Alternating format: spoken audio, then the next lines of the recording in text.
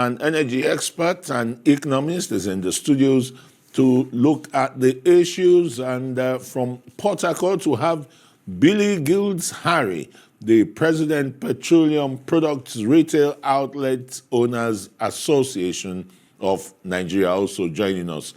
Thank you very much, gentlemen. Let me start from here in the studio with Kelvin. Kelvin, Pengassen's statement is already hitting the polity, and Dangote has accused Pengassen of recklessness, lawlessness, does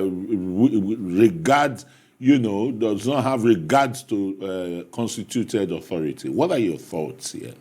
Thank you very much for having me. It's always a privilege to be here on Newsnight. Well, it was shocking when I saw the statements credited to Pengassen. And the reason why it's shocking is because usually when issues come up, I like to look at the law. I like to situate it within the context of the law. There's the Trade Union Act, and then there's the Trade Disputes Act that governs and guides the operations of trade unions in Nigeria. If you look at sections 9 of the Trade Union Act and look at sections 41, 1A and 1B of the Trade Disputes Act, it says that energy supply constitutes essential services. And in matters of essential services, the federal government of Nigeria reserves the rights to actually intervene and supersede every other laid down process if there's going to be a disruption of energy services without recourse to a 15-day notice that should be given by any striking workers for picketing. If you look at the same Trade Unions Act, sections 4 to 6 of the Trade Disputes Act, it says there's a laid down procedure for picketing. The laid down procedure says that if a dispute arises, the Minister of Labour is supposed to get a notice within 7 days. And if the minister is unable to resolve the dispute within 7 days, she's supposed to appoint what they call a conciliator or a mediator. And that conciliator or mediator is supposed to report within 14 days of taking on that role. If they fail to resolve it at conciliation, it's supposed to proceed to what they call an industrial arbitration panel, an IAP. If they fail to resolve it at the IAP, it's supposed to be referred to the National Industrial Courts. It's only when the National Industrial Court has adjudicated over the matter that the union has the legal authority to actually issue another 7-day warning notice before it strikes. So the question I have is, when Nupeng, for example, went and took trucks to block the entrance to a private business, that Dangote pledged his shares. Dangote pledged his shares in Dangote Cement as a collateral to get loan to build the refinery that NNPC failed to do for 30 years.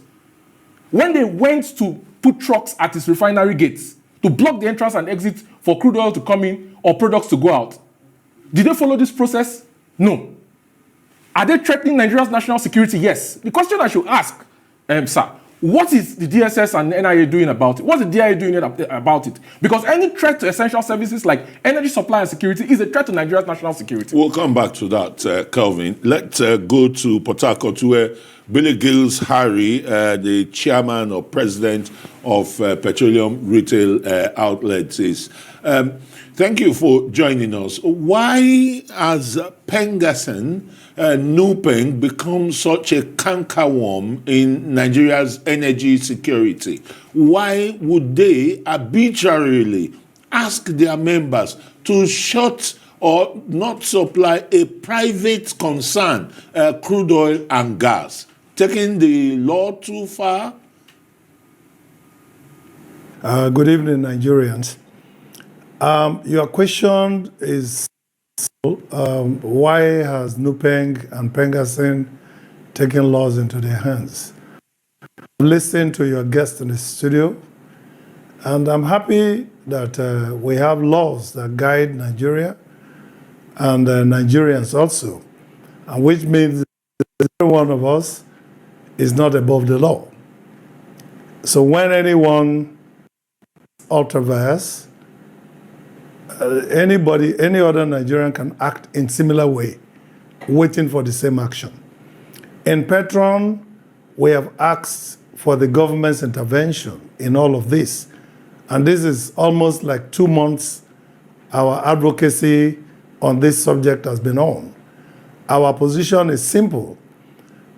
The plans that are made by one particular business called Dangote Petroleum and petrochemical refinery has decided to get into a forward integrated business that's going to create issues in the system.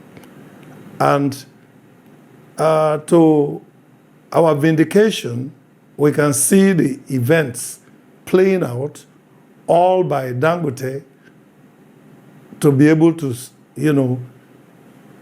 get the facts of what we're saying more clearly.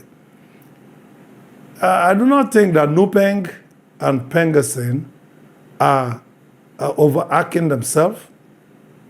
I believe they are acting in ways and means that should be able to protect the industry's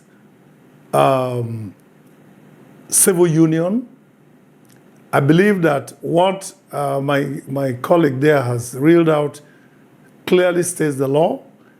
And if there's the law, then Dangote Refinery and her promoters should obey the law.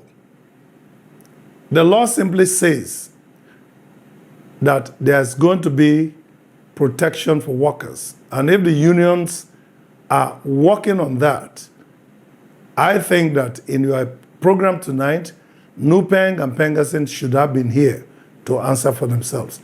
But from our point of view, they have not overacted, and we need to call attention to the fact that the issue of Pengassin entering into this scene is a brand new issue, because there was nothing difficult for also Dangote Refinery to have followed the process of finding out why its senior staff are now becoming members of Pengassin, instead of locking them out as the news has portrayed, and get the heir of Pengassin.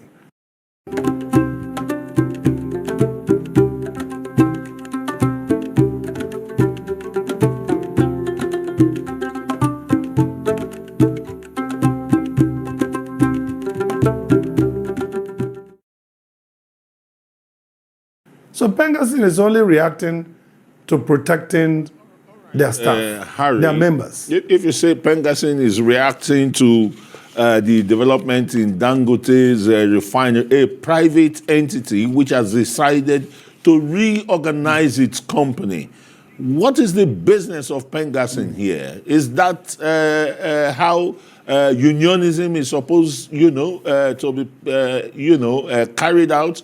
When we know, Kelvin, that union members of Pengassin and Nupeng, like the Pengassin president, has a presidential suite here at the Hilton, permanent one, right? Kelvin? Mr.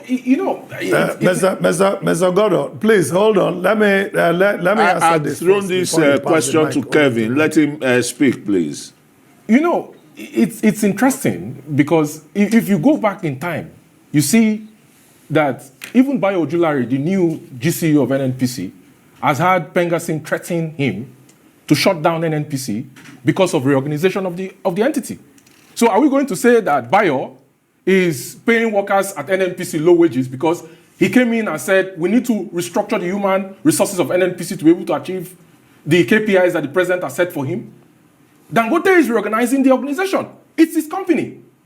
He borrowed money to build a refinery, and he's drawn down his debts by very good management of the refinery to $3.8 billion. He still owes $3.8 billion.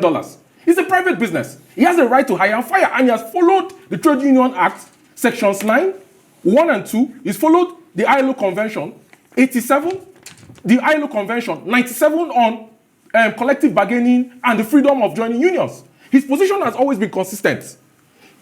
Pengassin and Nupeng cannot compel the members of his company and the employees of his company to join the union if they decide not to join the union.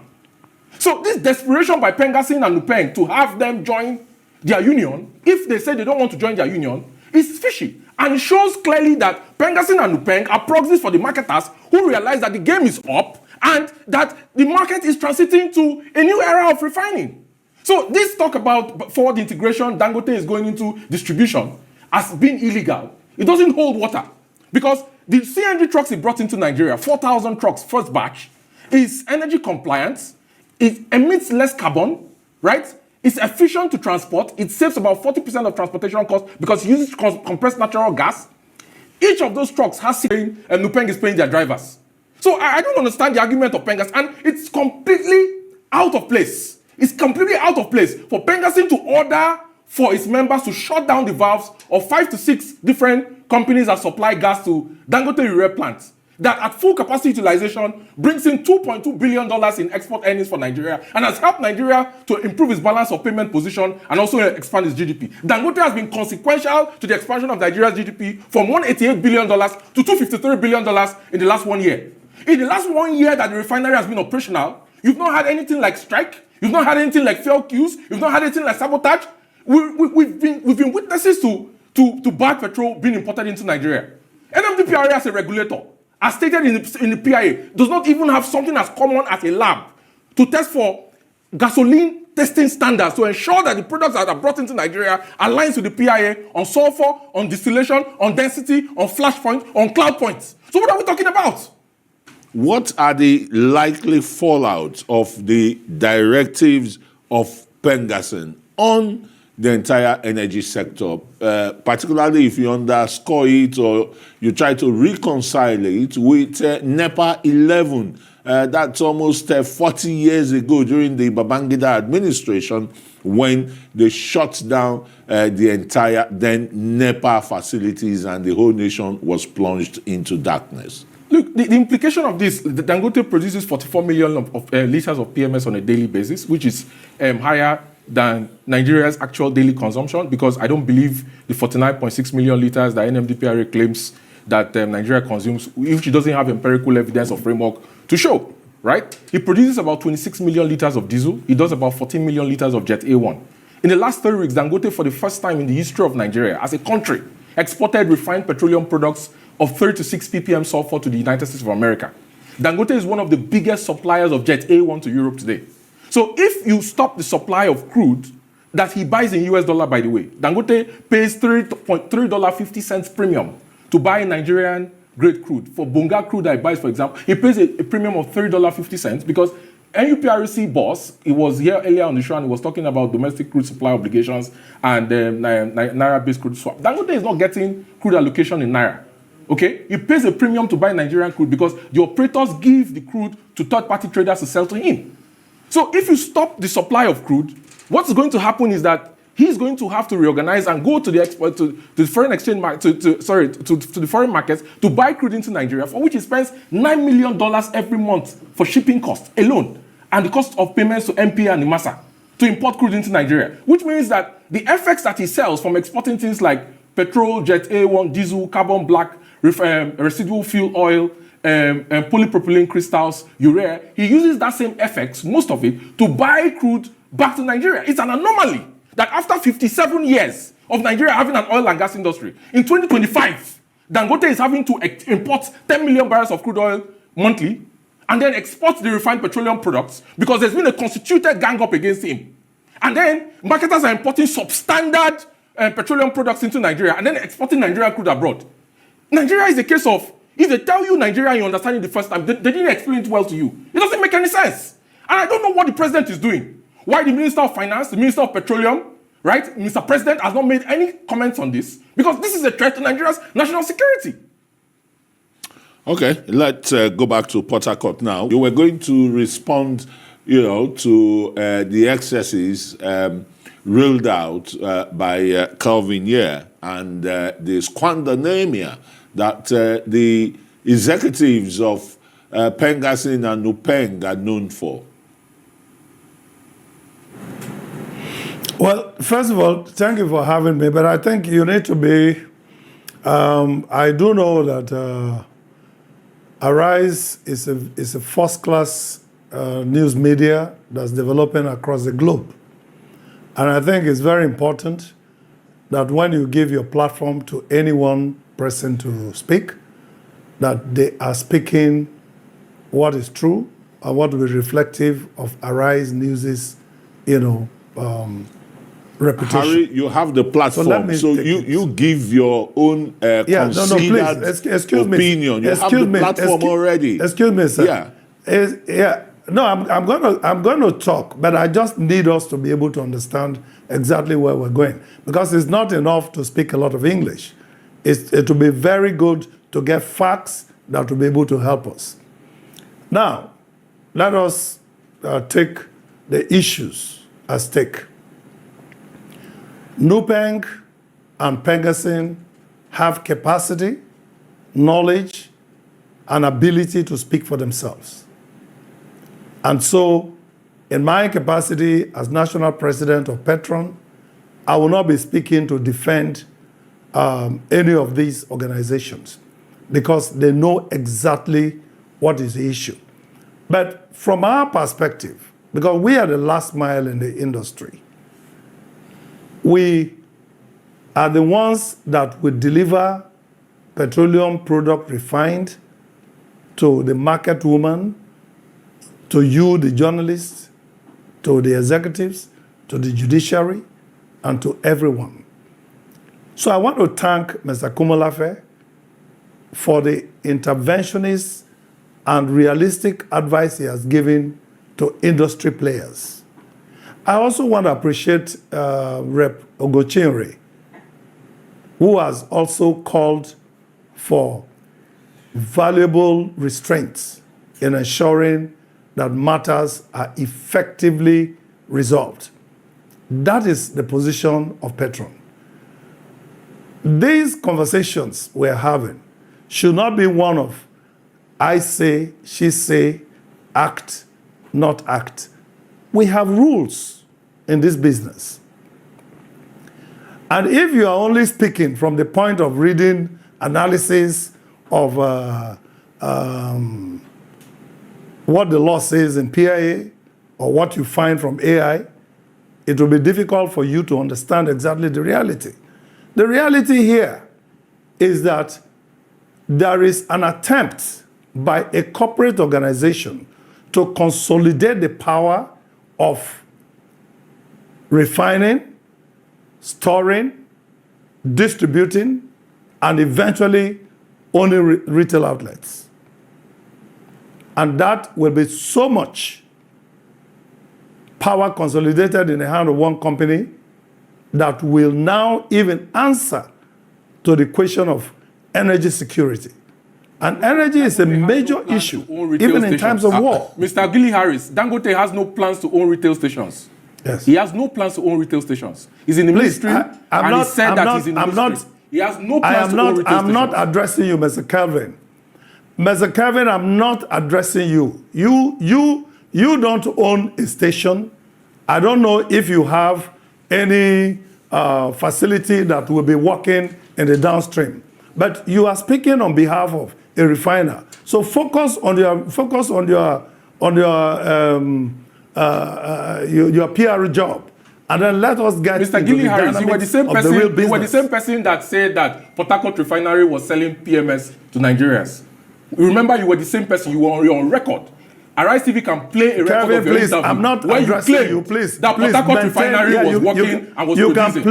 Port Harcourt refinery, NNPC spent $1.45 billion of Nigeria's hard-earned money and wasted the money. Mr. And where is that Kevin, refinery you are today? not It's under lock and key. Mr. Gilly Harris, PETROAN lacks the moral integrity to talk about this industry.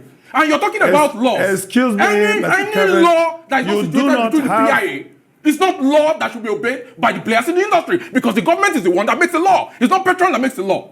It's not Moman that makes the law. It's not Dapman that makes the law. It's not Nupeng that makes the law. It's not Pengasyn that makes the law. The government makes the law. The PIA supersedes any other law that marketers have decided within themselves operates or governs the industry. All right, gentlemen, I think excuse me, let me come Kevin, in here. Please, sorry, Gilly Harris, let me come in here. It's not,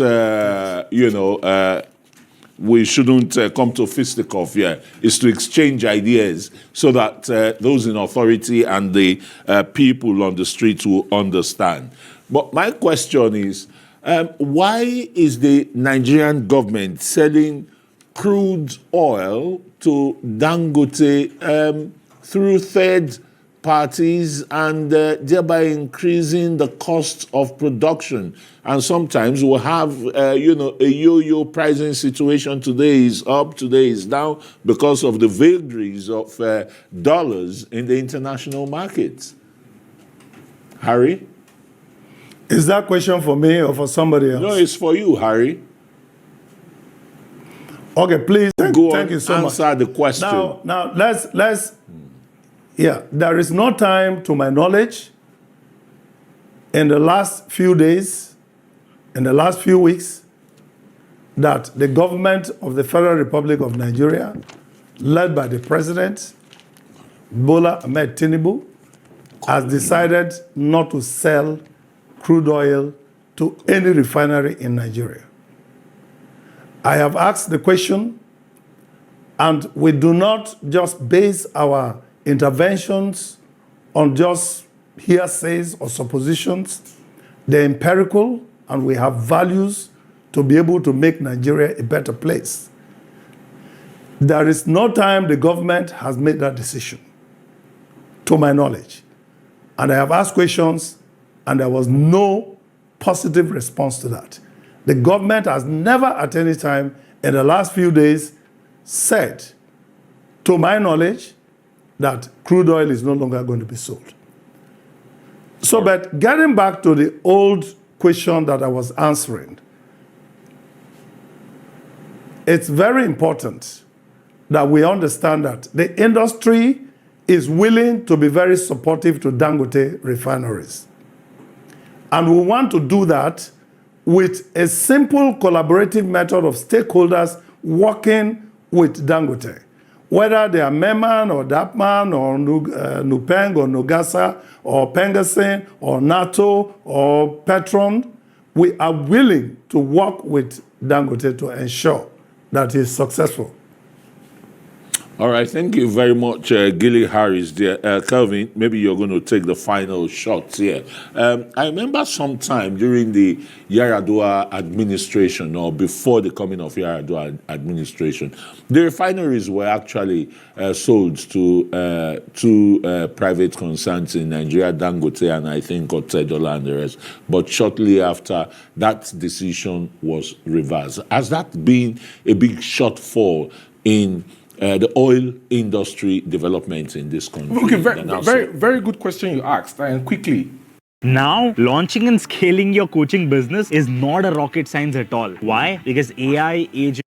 In 2006, the Bureau of Public Enterprise, Federal Executive Council approved a memo for BP to, privatize and sell the refineries off, because President Obasanjo had invited Shell to come back, that built the first refinery in Nigeria with British Petroleum, and they refused. And they gave him reasons why they don't want to come back, And Kaduna refinery that has an installed capacity of 110,000 barrels per day, it has two CDUs, one 60,000 and another 50,000. The one of 60,000 can take heavy crude, only Venezuelan crude. 50,000 can take light Nigerian grade crude, okay? It was sold to Chinese National Petroleum Corporation, CNPC, for $100 million, right? The government later came back and said that the bid of CNPC was too low. So CNPC left. They went and they built a refinery in Niger Republic close to the Agadez oil fields, right? And recently they had some issues with the Nigerian government. But they built a refinery as a substitute for what they wanted to do in Nigeria. Port Harcourt and Warri was sold to Blue Star Consortium.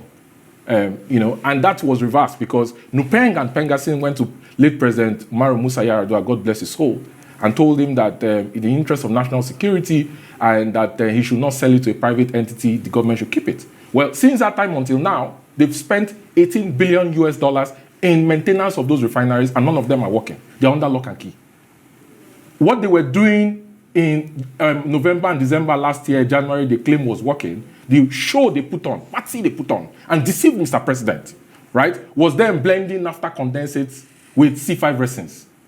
A pipeline, that 46-kilometer pipeline that should take crude from Escravos through Chernobyl Creeks to Warri, was even not in operation. So how would you get crude? They spent $20.8 million in rehabilitating a jetty in Okrika. If you see the EPC sheet, about 460 pages, you see the inflation when you benchmark it to the cost of these things in other parts of the world. They cannot account for $2.9 billion that was borrowed through a forward sale agreement. In the intervening period, Nigeria has lost more than 2 trillion naira in subsidy payments where you cannot match bridging allowances with daily consumption volumes. Nigeria has lost another $6.8 billion in loans that they claim was owed to international traders who do a vendor financing program through crude oil swap for the domestic crude intervention stock. All these are questions that the National Assembly is supposed to sit down and investigate. What happened to these monies? These monies are huge monies. You have a budget of 54 trillion. Mr. President cannot fund the budget. He has to borrow about 15.8 trillion naira to fund the budget. And here you have monies that are going missing. And nobody is accounting for it. So the coming of Dangote refinery was because he said, okay, if the government will not sell these refineries, we'll go ahead and build. They went ahead and built. He spent 10 years investing in these refineries. He pledged his shares in Dangote Cement as a collateral to borrow money to invest in this refinery. He has been able to draw down that debt from $15 billion down to $3.8 billion today. Dangote is a national asset that should be commended. And Mr. President should designate Dangote Refinery as a critical national infrastructure. Because in the history of Nigeria, nobody has had the audacity, nobody has had the courage to break with the norm and invest in backward integration for the refining of petroleum products and crude oil in Nigeria.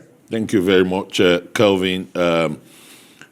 He's an energy expert. Well, we've been speaking to Kelvin Emmanuel and Billy Gills Harry from Port Harcourt. Thanks very much for joining us on Newsnight.